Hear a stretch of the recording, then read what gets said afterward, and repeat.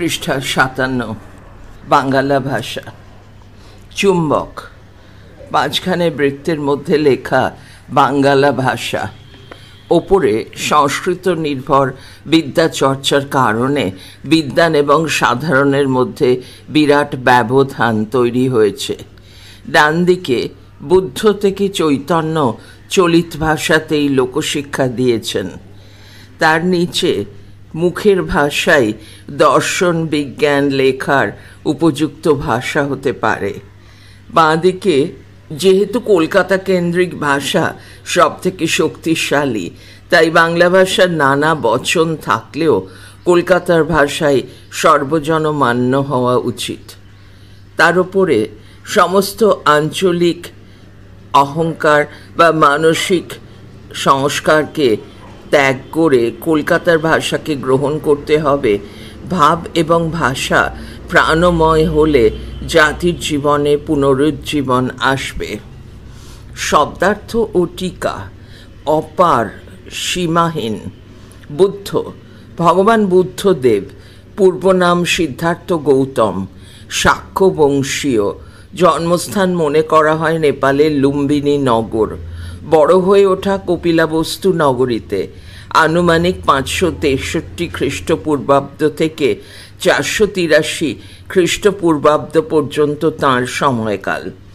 দুঃখকে অতিক্রমের জন্য তিনি চতুরার্য সত্য ও অষ্টাঙ্গিক মার্গের সন্ধান দিয়েছিলেন। কুশীনগরে তিনি দেহত্যাগ করেন। চৈতন্য, ভারতী ভক্তি আন্দোলনের অন্যতম প্রধান চরিত্র, গৌড়ীয় বৈষ্ণব দর্শনের প্রবর্তক। 1486 খ্রিস্টাব্দে নবদ্বীপে চৈতন্য জন্মগ্রহণ করেন। সন্ন্যাস পূর্ব নাম নিমাই বা গৌরাঙ্গ। নাম সংকীর্তনকে আশ্রয় করে চৈতন্য যে ধর্মভাবনা প্রচার করেন তা আচার সর্বস্ব ধর্মীয় সংকীর্ণতার প্রবল প্রতিবাদ ছিল। ধর্মের বিভাজনকে অস্বীকার করেছিলেন চৈতন্যদেব। প্রেম ধর্মের প্রচার করেছিলেন। গোটা ভারত তাতে উদ্বেল হয়েছিল। পৃষ্ঠা 58। রামকৃষ্ণ, পূর্বাশ্রমের নাম গদাধর চট্টোপাধ্যায়। জন্ম 1836 খ্রিস্টাব্দের 18 ফেব্রুয়ারি হুগলি জেলার কামারপুকুর গ্রামে। ছোটবেলা থেকেই ভাব তন্ময় রামকৃষ্ণ কালীর সাধনায় নিজেকে সমর্পণ করেন। রানী রাসমণি প্রতিষ্ঠিত দক্ষিণেশ্বর মন্দির হয় তাঁর সাধন ক্ষেত্র। পরবর্তীতে তন্ত্র সাধনায় আত্মনিয়োগ করলেও মা সন্তানের সম্পর্কের নিরিখে তিনি কালী সাধনাকে দেখেছিলেন। স্ত্রী সারদা দেবী ছিলেন তাঁর সাধনার অনুগামিনী। তাঁর ভাবাদর্শকে গোটা পৃথিবীর কাছে প্রচার করেছিলেন তাঁর সুযোগ্য শিষ্য স্বামী বিবেকানন্দ। লোকহিতায়, সাধারণের মঙ্গলের জন্য। কট্টমট্ট, কঠিন, অপ্রাকৃতিক, অস্বাভাবিক। তয়ের, তৈরি। কও, বলো। কিম্ভূত, কিমাকার, কুৎসিত বা কদাকার। দর্শন, জীবন ও জগৎ বিষয়ে গভীর ভাবনা এবং মৌল সত্য নিয়ে আলোচনা করা হয় জ্ঞানচর্চার যে শাখায়। তৈরি ভাষা, যে ভাষা সহজাত নয়, কৃত্রিমভাবে তৈরি। গদাই লস্করি চাল, অতি ধীর গতি। রকমারি, নানা রকম। চট্টগ্রাম, বাংলাদেশের দক্ষিণ পূর্বে অবস্থিত জেলা, বাণিজ্য কেন্দ্র হিসেবে বিখ্যাত। বৈদ্যনাথ, বর্তমানে ঝাড়খণ্ডের দেওঘরে অবস্থিত একটি পবিত্র তীর্থক্ষেত্র ও মন্দির। এথায়, এখানে। ভাসানো, ভাসিয়ে দেওয়া। ব্রাহ্মণ, ব্রাহ্মণ হলো বেদের ভাষা। মোট 19টি ব্রাহ্মণের কথা মোটামুটিভাবে জানা যায়।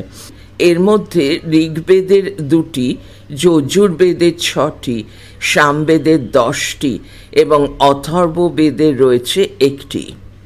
বেদ পরবর্তী যুগে সাহিত্য, দর্শন, বিজ্ঞান, ব্যাকরণ ইত্যাদির বিকাশে এই ব্রাহ্মণগুলি ভিত্তি হিসেবে কাজ করে।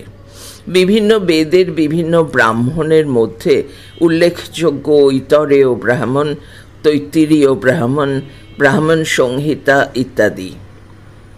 শবর স্বামীর মীমাংসা ভাষ্য খ্রিস্টপূর্ব 2য় বা 3য় শতকে বর্তমান ছিলেন। মীমাংসা দর্শনের পূর্ব মীমাংসার ভাষ্যকার। পরবর্তীকালে আচার্য কুমারিল ভট্ট এই শবর ভাষ্যের টিকা রচনা করেন। পতঞ্জলির মহাভাষ্য।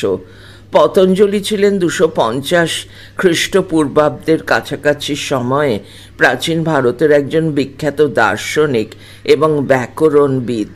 তিনি পাণিনির ব্যাকরণের সূত্রবদ্ধ দার্শনিক ব্যাখ্যা করেন তাঁর মহাভাষ্য গ্রন্থে। এই গ্রন্থে মোট 85টি আহ্নিক আছে। অনেকে মনে করেন প্রতিটি আহ্নিক আসলে এক এক দিনের পড়ার অংশ। আচার্য ভর্তৃহরি ভ তৈরে রিফলা হ বৈষ্ণরয় হস্যই ভর্তৃহরি আচার্য কৈয়ট কয় ঐকার অন্তস্থ অ ট প্রমুখ মহাভাষ্যের টিকা রচনা করেছিলেন। আচার্য শঙ্কর। আচার্য শঙ্কর বা শঙ্করাচার্য আনুমানিক 9ম শতকে বর্তমান ছিলেন। তিনি ছিলেন অদ্বৈতবাদী দর্শনের প্রবক্তা। ব্রহ্ম সত্য, জগৎ মিথ্যা, এই ভাবনা ছিল তাঁর দর্শন চিন্তার মূল। তিনি 10টি উপনিষদ, গীতা এবং বেদান্ত সূত্রের ভাষ্য রচনা করেন। ভাষ্য ভয়াকার মধ্যাহ্নস্বয় জফলা। ব্যাখ্যা অর্বাচীন আধুনিক। রাজা আসিত রাজা ছিলেন। প্যাচ ওয়া বিশেষণ, জটিল বিশেষণ। বাহাদুর সমাস, পাণ্ডিত্যপূর্ণ সমাস। শ্লেষ তালবস্বয় একার মধ্যাহ্নস্ব। এখানে সাহিত্যের অলঙ্কার বিশেষ। কবি যখন বিভিন্ন অর্থে একই শব্দ ব্যবহার করেন, এই প্রত্যাশা নিয়ে যে পাঠক বিভিন্ন অর্থে এই শব্দটিকে গ্রহণ করবেন, তখন তাকে শ্লেষ অলঙ্কার বলে। উৎসন্ন হর্ষ খণ্ডত্ব দন্তের স দন্তের নয় নয়। বন্ধনীর মধ্যে উচ্ছন্ন, অধপতিত হওয়া বা নষ্ট হওয়া। কুঁদে কুঁদে খোদাই করে। ব্রহ্ম রাক্ষসী, ভূত অথবা পিশাচ বিশেষ। কোনো ব্রাহ্মণ যদি তার নির্দিষ্ট কাজ, যজন, যাজন, অধ্যয়ন আর অধ্যাপনা না করেন বা ব্রহ্ম ধর্ম থেকে বিচ্যুত হন, তাহলে মৃত্যুর পরে তিনি ব্রহ্ম রাক্ষসে পরিণত হন। বিভিন্ন পুরাণ এবং লোকপুরাণে ব্রহ্ম রাক্ষসের উল্লেখ আছে। 7ম শতকে ময়ূর ভট্টের সূর্য শতকে ব্রহ্ম রাক্ষসের উল্লেখ আছে। পেতাল পঞ্চবিংশতি, পঞ্চতন্ত্র ইত্যাদিতেও এর উল্লেখ পাওয়া যায়। এখানে শব্দটি স্ত্রীলিঙ্গ অর্থে ব্যবহার করা হয়েছে। ভরত ঋষি। আচার্য ভরতের আবির্ভাব কাল নিয়ে বিতর্ক আছে। তিনি নাট্যশাস্ত্র রচনা করেছিলেন। প্রাচীন ভারতীয় নাটক, কাব্যতত্ত্ব এবং সঙ্গীত বিষয়ে এখানে তাত্ত্বিক আলোচনা করা হয়েছে। নাটকের বিভিন্ন প্রকরণ, অঙ্গ এবং রস, স্থায়ী ভাব ইত্যাদি নিয়ে পূর্ণাঙ্গ আলোচনা পাওয়া যায় ভরতের নাট্যশাস্ত্রে। ডামাডোল হট্টগোল বা বিশৃঙ্খলা। শোধরাবার সংশোধন করার। প্রাকৃতিক নিয়ম প্রকৃতির শৃঙ্খলার উপরে ভিত্তি করে তৈরি নিয়ম। গতাগতি যাওয়া আসা। ভিত্তিস্বরূপ কোনো কিছুর মূল। উৎকৃষ্ট শ্রেষ্ঠ। ক্রোধ রাগ। সাফ স্পষ্ট। বলবান শক্তিশালী। ঈর্ষা দীর্ঘই মধ্যাহ্ন শয়রে ফাঁকার।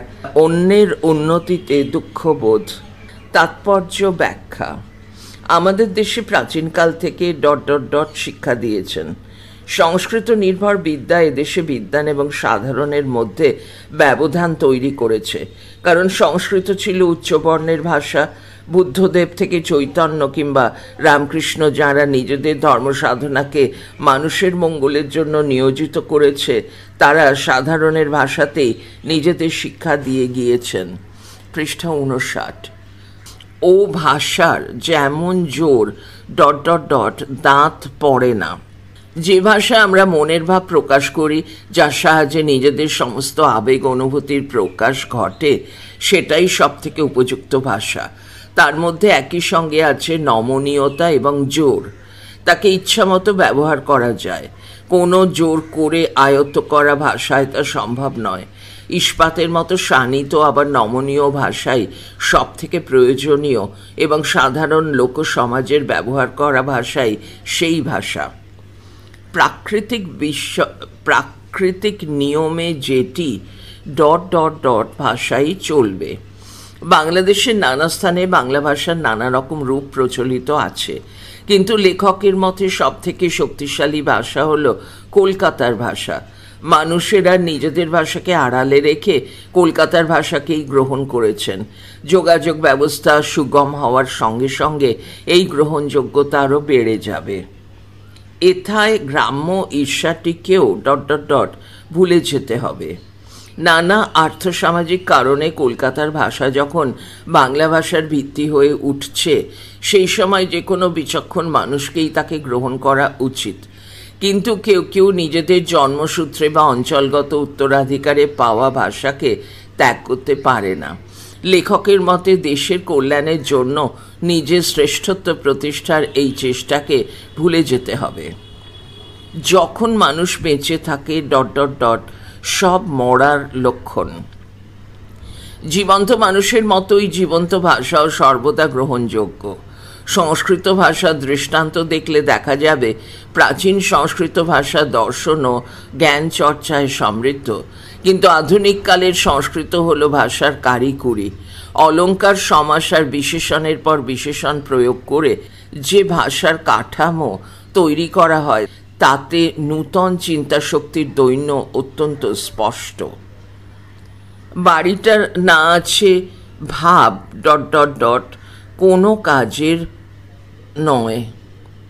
চিন্তাশক্তির দৈন্য দেশের অধোগতিকে নিশ্চিত করে, আর তার প্রভাব পড়ে ভাষা, শিল্প, সংস্কৃতির প্রতিটা ক্ষেত্রেই। ভাস্কর্য, সঙ্গীত, প্রতিটা ক্ষেত্রেই এই ভাবহীনতা এবং প্রাণহীনতা স্পষ্ট হয়ে ওঠে। বহু বিকল্পভিত্তিক প্রশ্নাবলী বা MCQ। প্রতিটি প্রশ্নের মান 1। সঠিক উত্তরটি নির্বাচন করো। Conventional type. প্রশ্ন 1। বাংলা ভাষা প্রবন্ধটির লেখক হলেন বি. স্বামী বিবেকানন্দ। 2. বাংলা ভাষা রচনাটি একটি ডি. পত্রাংশ। 3. বাংলা ভাষা রচনাটি প্রকাশিত হয়েছিল যে পত্রিকায়, সি. উদ্বোধন। 4. বাংলা ভাষার রচনাকাল, সি. 1900 খ্রিস্টাব্দ। 5. 1900 খ্রিস্টাব্দে যে তারিখে বিবেকানন্দ বাংলা ভাষা রচনাটি লেখেন, বি. 20 ফেব্রুয়ারি। 6. প্রাচীনকাল থেকে আমাদের সমস্ত বিদ্যা বিষয়ের অবলম্বন এ. সংস্কৃত ভাষা। 7. উদ্ধৃতি শুরু।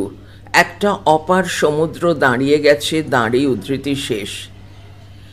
উত্তর ডি. বিদ্বান ও সাধারণের মধ্যে। 8.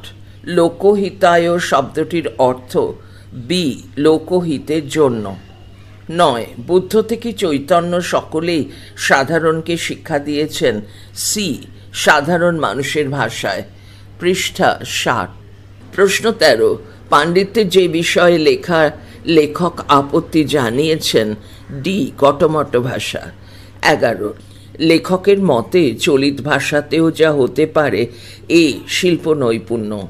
12. উদ্ধৃতি শুরু ... একটা অস্বাভাবিক ভাষা তয়ের করে কি হবে, জিজ্ঞাসা চিহ্ন, উদ্ধৃতি শেষ। এখানে অস্বাভাবিক ভাষাটি হল বি, যা চলিত ভাষা নয়। 13. উদ্ধৃতি শুরু। তাতেই তো সমস্ত পাণ্ডিত্য গবেষণা মনে মনে করো, সেমিকোলন, উদ্ধৃতি শেষ। যার কথা বলা হয়েছে, সি. যে ভাষায় ঘরে বা ঘরোয়া কথা বলা হয়। 14. লেখার সময় পণ্ডিতেরা যে ভাষা ব্যবহার করেন, তা, ডি. কিম্ভূত কিমাকার। 15. দর্শন, বিজ্ঞান ইত্যাদি লেখার উপযুক্ত ভাষা হল, সি. যে ভাষায় মনের ভাব প্রকাশ করা হয়। 16. যেদিকে ফেরাও সেদিকে ফেরে, যার কথা বলা হয়েছে, ডি. যে ভাষায় মনের ভাব প্রকাশ করি। 17 ভাষাকে করতে হবে বি সাফ ইস্পাত। 18 সংস্কৃত ভাষার চাল এ গদাই লস্করি।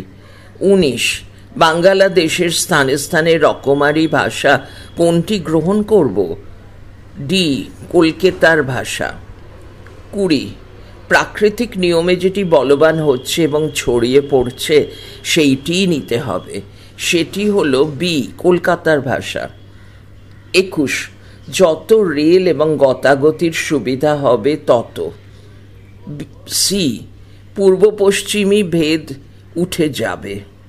22 বইয়ের ভাষা আর ঘরে কথা বলা ভাষাকে এক করতে হলে যে কোনো বুদ্ধিমান যা করবে ডি কলকাতার ভাষাকে ভিত্তি করে নেবে।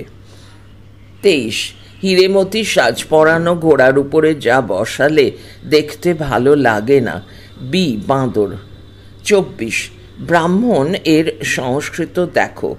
এখানে ব্রাহ্মণ হল সি বেদের সঙ্গে যুক্ত যজ্ঞের সঠিক অনুষ্ঠান পদ্ধতির ভাষা। পৃষ্ঠা 61। প্রশ্ন 25 মীমাংসা ভাষ্য রচনা করেছিলেন এ সবরস্বামী। 26 মহাভাষ্য কার লেখা? এ পতঞ্জলি। 27 মানুষ মরে গেলে মরা ভাষা কয়, যা দেখে বিবেকানন্দ একথা বলেছেন, বি অর্বাচীন কালের সংস্কৃত। 28 মৃত্যু নিকটে এলে বিবেকানন্দের মতে যা হয়, ডি দু একটি পচা ভাব অজস্র ফুলচন্দন দিয়ে ছাপানোর চেষ্টা হয়। 29 রাজা আসিত একথার অর্থ, সি রাজা ছিলেন। 30 সংস্কৃত রচনায় ব্যবহৃত বিশেষণ সমাস শ্লেষ ইত্যাদিকে বিবেকানন্দ বলেছেন ডি মরার লক্ষণ। 31 ভরত ঋষিও বুঝতে পারেন না, ভরত ঋষি যা বুঝতে পারেন না, বি গানের ভাব বা উদ্দেশ্য। 32 সে ভাষা, সে শিল্প, সে সঙ্গীত কোনো কাজের নয়, এ যা ভাবহীন প্রাণহীন। 33 দুটো চলিত কথায় যে ভাবরাশি আসবে তা যার থেকে বেশি, বি 2000 চাঁদি বিশেষণ। 34 স্বামী বিবেকানন্দের মতে সাধারণ জনগণের মধ্যে শিক্ষা বিস্তারের প্রধান বাধা, বি সংস্কৃত ভাষার আধিপত্য। 35 সাধারণ মানুষের ভাষায় ধর্মীয় শিক্ষা প্রচার, সি বুদ্ধ চৈতন্য রামকৃষ্ণ। 36 স্বামী বিবেকানন্দ ভাষাকে তুলনা করেছেন বি ইস্পাতের সঙ্গে। 37 স্বাভাবিক ভাষার প্রধান বৈশিষ্ট্য, সি কেবল বিদ্বানের জন্য উপযোগী হওয়া। 38 যে ভাষা ভবিষ্যতে সমগ্র বাংলা ভাষার ভিত্তি হবে বলে স্বামী বিবেকানন্দ মনে করতেন, এ পূর্ববঙ্গের ভাষা। 39 ভাষার উন্নতির প্রধান লক্ষণ, এ জাতীয় উন্নতি। 40 ভাষার পরিবর্তনের জন্য যে বিষয়টি স্বাভাবিক নিয়মে ঘটে, সি শক্তিশালী ভাষা বিস্তার। পৃষ্ঠা 62। প্রশ্ন 41 স্বামী বিবেকানন্দ যে শহরের ভাষাকে গ্রহণ করার পরামর্শ দেন, সি কলকাতা। 42 ভাষার মতো যে যে শিল্পেও অবনতি দেখা যায়, এ সাহিত্য, স্থাপত্য, সঙ্গীত। 43 মৃত ভাষা বলা হয়, এ সংস্কৃতকে। 44 ভাষার অবনতি যে লক্ষণ নির্দেশ করে, বি জাতির পতন। 45 স্বামী বিবেকানন্দের মতে ভাষার প্রকৃত রূপ হওয়া উচিত, বি সহজ ও প্রাণবন্ত। 46 ভাষার শক্তির মূল উপাদান হল, বি সাধারণ মানুষের ভাষা। 47 যার মাধ্যমে ভাষার পরিবর্তন ঘটে, বি যোগাযোগ ব্যবস্থা। 48 সংক্ষেপে অনেক কিছু প্রকাশে। 48 ভাষার জোর থাকা উচিত, বি সংক্ষেপে অনেক কিছু প্রকাশে। 49 ভাষার প্রকৃতি হওয়া উচিত, এ ইস্পাতের মতো শক্ত। 50 ভাষাকে স্বামী বিবেকানন্দ যে অস্ত্রের মতো ভাবতে বলেছেন, এ তরবারি। 59 ভাষার অবনতি যার ইঙ্গিত, বি জাতির দুর্বলতা। 52 স্বামী বিবেকানন্দের মতে যে ভাষা ভবিষ্যতে বাংলা ভাষার মূল ভিত্তি হবে। বি, কলকাতার ভাষা। 53, ভাষার পরিবর্তন যে উপাদানের উপর নির্ভরশীল। এ, সামাজিক পরিবর্তন। 54, ভাষার প্রাকৃতিক পরিবর্তন যে মাধ্যমে সবচেয়ে বেশি ঘটে। সি, যোগাযোগ ব্যবস্থার মাধ্যমে। 55, স্বামী বিবেকানন্দ ভাষার উন্নতি ও জাতীয় জীবনের মধ্যে যে সম্পর্ক দেখিয়েছেন। এ, ভাষার উন্নতি জাতির উন্নতির লক্ষণ। প্রশ্ন 56, স্বামী বিবেকানন্দ যে ভাষা ব্যবহারের সমালোচনা করেছেন। উত্তর বি, কঠিন ও দুর্বোধ্য ভাষার ব্যবহার। 57, ভাষার পরিবর্তন যে বিষয়কে নির্দেশ করে। বি, প্রাণ শক্তি। পৃষ্ঠা 63। প্রশ্ন 58, ভাষার প্রধান কাজ। বি, সাধারণ মানুষের ভাব প্রকাশের মাধ্যম হওয়া। 59, স্বামী বিবেকানন্দ ভাষার যে বৈশিষ্ট্যকে গুরুত্ব দিয়েছেন। বি, সহজতা ও স্পষ্টতা। 60, ভাষার প্রাকৃতিক বিবর্তন যে শহরের ভাষাকে প্রাধান্য দিয়েছে। সি, কলকাতা। 61, ভাষার মাধ্যমে যা প্রকাশ করা সহজ হয়। এ, চিন্তা ও অনুভূতি। 62, ভাষার অবনতির ফলে। বি, জাতির পতন ঘটে। 63, ভাষার কৃত্রিমতা বোঝায়। বি, দুর্বোধ্যতা। 64, ভাষার জড়তা যার প্রতীক। এ, জাতির পতন। 65, ভাষার প্রকৃতি হওয়া উচিত। বি, নমনীয়। 66, যে ভাষা বেশি কার্যকর। এ, সহজ ও প্রাণবন্ত ভাষা।